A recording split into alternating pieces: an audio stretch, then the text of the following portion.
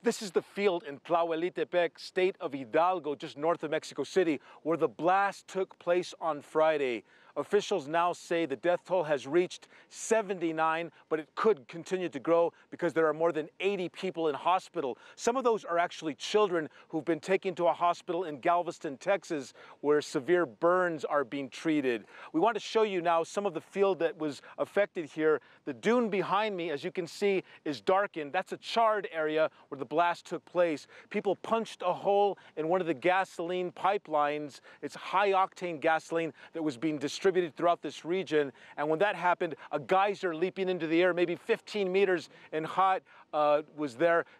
Scores of people came around with buckets and they tried to grab some of that gasoline for free. And then in that moment, the explosion took place. And what you're seeing right now are scores of volunteers and forensics experts working with federal police investigators looking for some of those human remains. Earlier today, Mexican President Andrés Manuel López Obrador addressed the nation, saying that he laments the loss of lives here and that his government will continue to go after gasoline thieves. As far as if it was an act of sabotage, because we are confronting those who carry out these kinds of illegal activities, we are not discarding any possibilities. The investigation is in the hands of the Attorney General.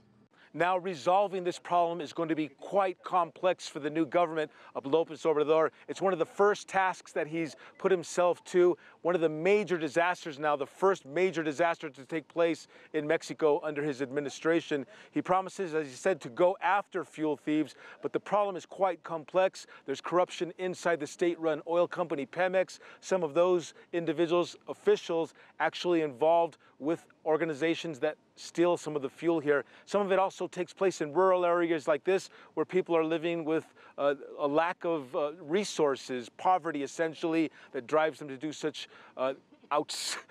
astounding acts, the kind of thing that leaves you speechless when you think about it. The volunteers continue searching, and they'll do that all the way through the night here. Franc Contreras reporting for CGTN from Tlahuelitepec, Mexico.